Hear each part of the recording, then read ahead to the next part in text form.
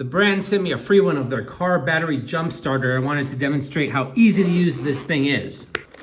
Now, opening it up here, you can see you're gonna get a few things. You're gonna get the user manual, the jumper cables, and the USB charging cable.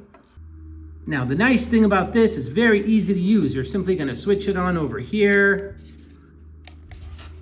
It's got an LCD screen where you can see what's going on in the charge. The jumper cables are gonna plug in here like so. There you go, you're gonna see alternating green and red lights. That means it's ready to go, so let's take it to the car and see how it works.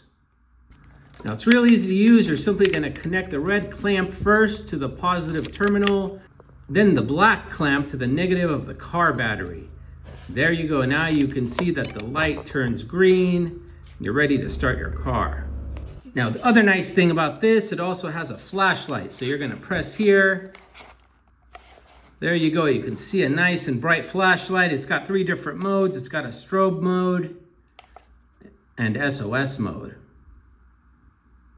Now, besides just a flashlight, it can also be used as a power bank. You can see outputs here.